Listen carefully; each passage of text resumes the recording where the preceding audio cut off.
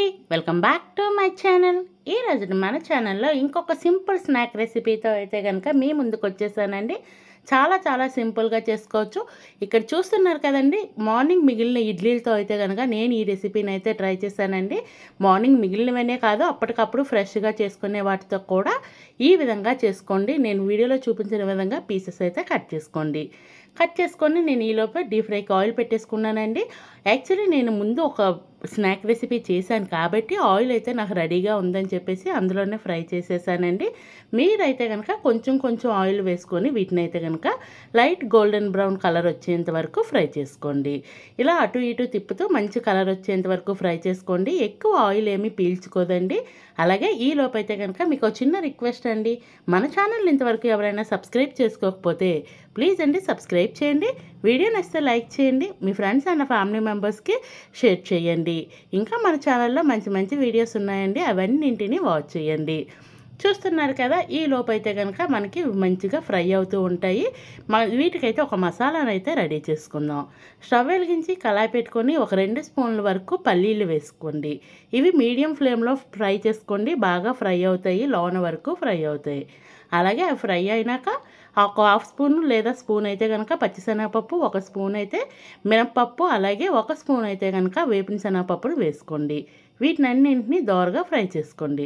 అలా ఫ్రై అయినాక 1 స్పూన్ ధనియాలు, ఒక 4 లేదా 5 కాజు వేసుకోండి. అలాగే ఒక చిన్న ఇంచు కొబ్బరి ముక్కను వేసుకోండి. అలాగే ఒక 2 అయితే మిరపకాయలు, మీ కారంకి తగ్గ మిరపకాయలు వేసుకోండి.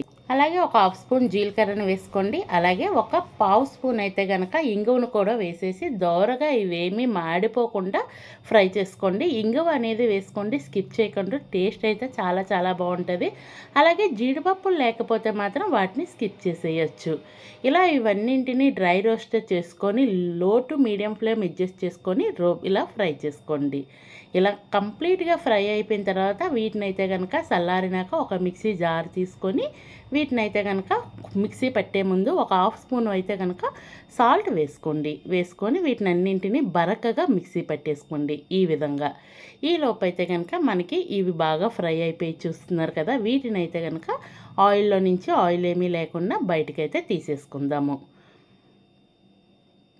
చూడండి, వీటిని మధ్య మధ్యలో ఇలాగ కలుపుకుంటూ ఫ్రై చేసుకోవాలి. ఇలా మొత్తం అన్నీ ఆయిల్లో నుంచి తీసేసుకుందామండి. ఆయిల్ నుంచి తీసుకున్నాక ఈ ఆయిల్ అంతా కూడా ఒక దాంట్లోకి తీసేసి అదే కళాయిలో అయితే కనుక నెక్స్ట్ ప్రాసెస్ అనేది స్టార్ట్ చేసుకుందాం. ఇందులో ఇప్పుడు నేను 1 స్పూన్ వరకు నెయ్యి వేసుకుంటున్నాను. నెయ్యి ఇష్టం లేదు అనుకుంటే ఆయిల్తో చేసుకోండి. నెయ్యితో అయితే మరింత కమ్మగా ఉంటుంది. ఇలా నెయ్యి వేడై కరిగినాక ఇందులో ఒక పావు స్పూన్ వరకు ఆవాలు వేసుకొని చిటపటలు అయిన తర్వాత కొంత కరివేపాకును వేసుకోండి. ఫ్లేవర్ అయితే చాలా చాలా బాగుంటుంది. వాటిని అయితే నెయ్యిలో ఫ్రై అయినాక ముందుగా ఫ్రై చేసుకున్న ఇడ్లీ ముక్కలను అయితే కనుక తెచ్చి వేసుకొని పెద్ద స్పూన్తో 1 స్పూన్ అయితే కనుక పౌడర్ వేసుకోండి. మిక్సీలో పెట్టాం కదా పప్పుల పొడి, ఆ పప్పుల పొడిని వేసేసి మొత్తం వీటికి అంతటికి బాగా కోట్ అయ్యేంత వరకు కలుపుకుంటూ 3 to 4 మినిట్స్ అయితే కనుక దీన్ని ఫ్రై చేసుకుంటే ఫైనల్లీ రెసిపీ అయితే రెడీ అయిపోయిందండి. రెసిపీ నచ్చినట్టయితే కనుక ప్లీజ్ అండి షేర్ చేయండి.